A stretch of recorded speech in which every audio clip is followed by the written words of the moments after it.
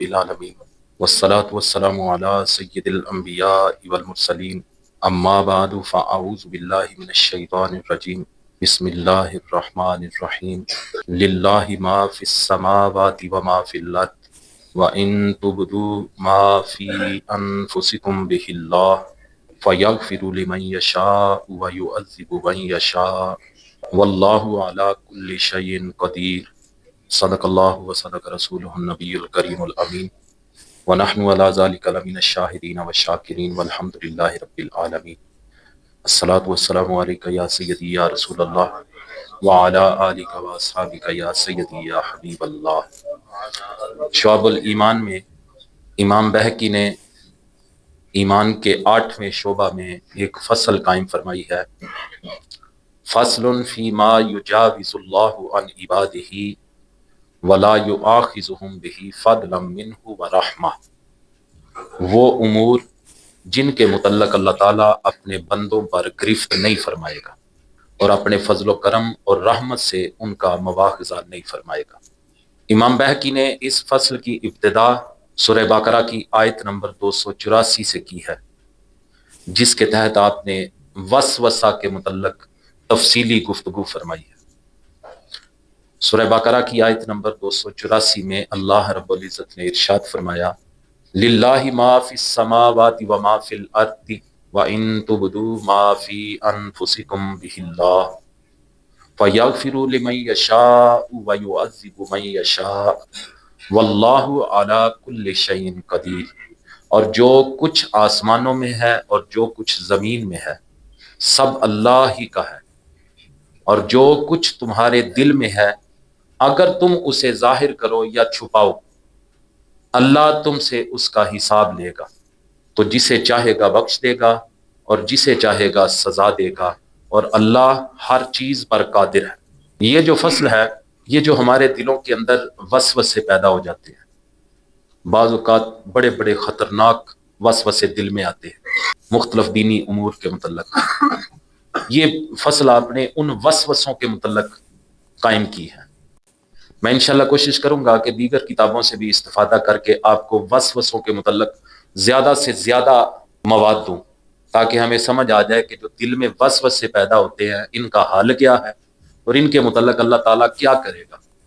شیخ الحدیث مفتی غلام رسول سعیدی علیہ رحمہ نے تفسیر تبیان القرآن کی پہلی جلد میں اسی آیہ مبارکہ کی تفسیر کرتے ہوئے صحیح مسلم شریف سے حضرت ابو ہریرہ رضی اللہ تعالیٰ عنہ کی روایت کردہ حدیث مبارکہ درج فرمائی ہے، اور یہی حدیث مبارکہ امام بہقی نے شعب الایمان میں 322 نمبر پر درج فرمائی ہے، اور اس فصل کے بالکل شروع میں آپ نے درج فرمائی ہے۔ حدیث مبارکہ کیا ہے؟ حضرت ابو ہریرہ رضی اللہ تعالیٰ عنہ روایت کرتے ہیں کہ جب رسول اللہ صلی اللہ علیہ وسلم پر یہ آیت جو ابھی میں نے تلاوت کی، سورہ بقرہ کی آیت نمبر 284، جب رسول اللہ صلی اللہ علیہ وسلم پر یہ آیت نازل ہوئی، جو نبی کریم صلی اللہ علیہ وسلم کے صحابہ تھے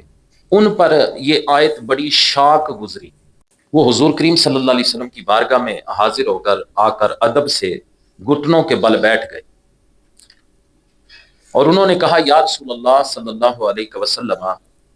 کلفنا من الاعمال ما نطیق الصلاۃ والصیام والزکاۃ والصدقۃ وقد نزلت علیک ہذہ الآیۃ ولا نطیقها، حضور ہمیں نماز، روزہ،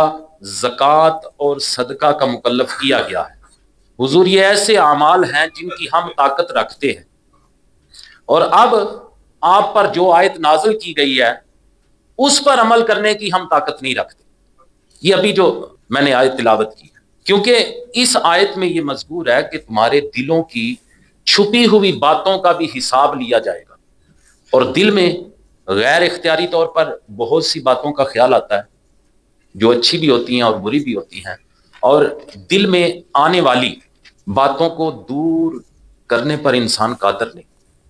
اس پر حضور کریم صلی اللہ علیہ وسلم نے اپنے صحابہ کو فرمایا، جب انہوں نے یہ بات کی،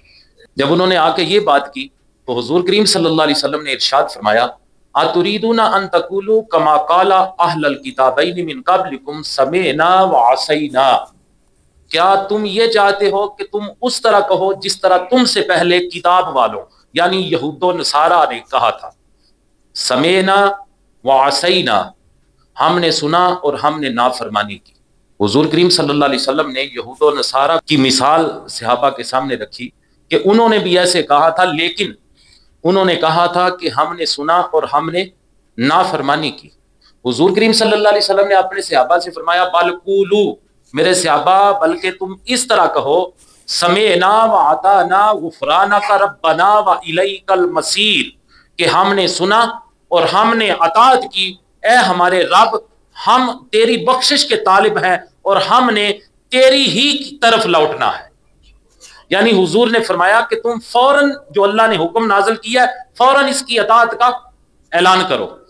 کہ مالک کا حکم آ گیا، ہم نے سن لیا اور ہم نے اطاعت کی۔ صحابہ اکرام نے پھر اسی طرح پڑھا سمعنا واطعنا غفرانک ربنا والیک المصیر۔ پھر فلما قرأها القوم وذلت بها السنتهم انزل اللہ عز وجل فی اثرها، پس صحابہ اکرام نے جب پڑھا تو ان کی زبانیں اس کے ساتھ جھک گئیں۔ اللہ تعالیٰ نے پھر اس کے اثر میں یہ آیا مبارکہ نازل فرمائی، اس سے اگلی 285 نمبر، آمن الرسول بما انزل الیہ من ربہ والمؤمنون کل آمن باللہ وملائکتہ وکتبہ ورسلہ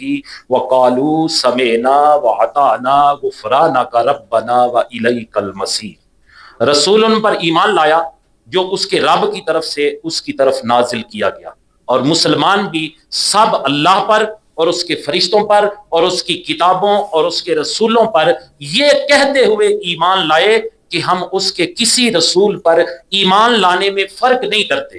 اور انہوں نے عرض کی اے ہمارے رب ہم نے سنا اور مانا، ہم پر تیری معافی ہو اور تیری ہی طرف لوٹنا ہے۔ فلما فعلوا ذلك نسخها الله فانزل الله عز وجل، جب مسلمانوں نے یہ کہا تو اللہ تعالیٰ نے اس پہلے حکم کو منسوخ کر دیا۔ جو پہلی آیت آئی تھی صحابہ نے جا کے عرض کی حضور یہ جو دل میں باتیں آتی ہے اس پہ تو ہم قادر نہیں، تو اللہ نے وہ حکم منسوخ کر دیا اور یہ آیت نازل فرما دی، سورہ بقرہ کی آخری آیت 286 نمبر، لا یکلف اللہ نفسا الا وسعها لہا ما کسبت وعلیہا ما اکتسبت، اللہ کسی پر اس کی طاقت کے برابر ہی بوجھ ڈالتا ہے، کسی جان نے جو برا کمایا اس کا وبال اسی پر ہے۔ حدیث مبارکہ میں ہے کہ اللہ تعالیٰ نے فرمایا نعم، ہاں قبول فرما لیا، ربنا لا تؤاخذنا ان نسینا او اخطأنا ربنا ولا تحمل علینا اسرا کما حملتہ علی الذین من قبلنا، اے ہمارے رب اگر ہم بھولیں یا خطا کریں تو ہماری گرفت نہ فرما، اے ہمارے رب اور ہم پر بھاری بوجھ نہ رکھ جیسا تو نے ہم سے پہلے لوگوں پر رکھا تھا۔ حدیث مبارکہ میں ہے کہ اللہ تعالیٰ نے فرمایا نعم، ہاں قبول فرما لیا، ربنا ولا تحملنا ما لا طاقت لنا به واعف عنا واغفر لنا وارحمنا انت مولانا فانصرنا علی القوم الکافرین، اے ہمارے رب ہم پر وہ بوجھ نہ ڈال جس کی ہمیں طاقت نہیں، اور ہمیں معاف فرما دے اور ہمیں بخش دے اور ہم پر مہربانی فرما، تو ہمارا مالک ہے، بس کافر قوم کے مقابلے میں ہماری مدد فرما۔ حدیث مبارکہ میں ہے کہ اللہ تعالیٰ نے فرمایا نعم، ہاں قبول فرما لی۔ تفسیر تبیان القرآن میں اسی آیت نمبر 284 کے تحت تفسیر الدر المنصور کے حوالہ سے یہ روایت درج ہے کہ اللہ تعالیٰ نے جس نبی اور رسول کو مبعوث کیا اور اس پر کتاب نازل کی اور اس پر یہ آیت، یہ جو سورہ بقرہ کی 284 نمبر آیت ہے، اس پر یہ آیت نازل فرمائی، للہ ما فی السماوات وما فی الارض وَإِن تُبْدُوا مَا فِي أَنفُسِكُمْ أَوْ تُخْفُوهُ يُحَاسِبْكُمْ بِهِ اللَّهُ فَيَغْفِرُ لِمَن يَشَاءُ وَيُعَذِّبُ مَن يَشَاءُ وَاللَّهُ عَلَى كُلِّ شَيْءٍ قَدِيرٌ، کہ جو کچھ آسمانوں میں ہے اور جو کچھ زمین میں ہے سب اللہ ہی کا ہے، اور جو کچھ تمہارے دل میں ہے اگر تم اسے ظاہر کرو یا چھپاؤ اللہ تم سے اس کا حساب لے گا،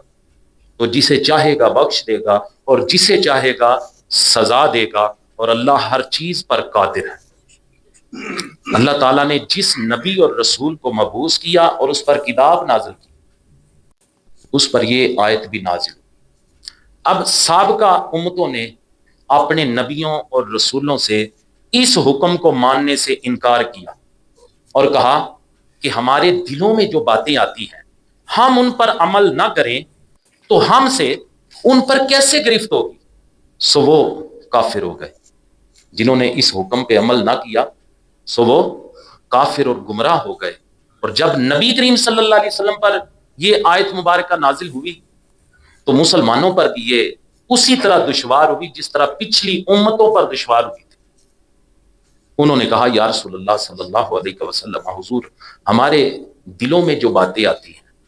ہم ان پر عمل نہ کریں، کیا پھر بھی ہم سے ان باتوں پر مواخذہ ہوگا؟ تو آقا کریم صلی اللہ علیہ وسلم نے فرمایا ہاں، تم سنو اور اطاعت کرو۔ یعنی حضور نے فرمایا کہ فوراً یہ اللہ کا حکم ہے، تم نے سنا ہے تو اسے فوراً اطاعت کرو، اس کی مانو کہ اللہ کا حکم ہے۔ اور جب مسلمانوں نے یہ کہا کہ ہم نے سنا اور اطاعت کی تو اللہ تعالیٰ نے ان سے حدیث نفس یعنی دل کی باتوں یا وسوسوں پر محاسبہ ثابت کر دیا۔ جب صحابہ اکرام نے یہ بات سنی اور مان لی تو اللہ تعالیٰ نے وہ جو دل کے وسوسے ہیں، حدیث نفس جو ہے،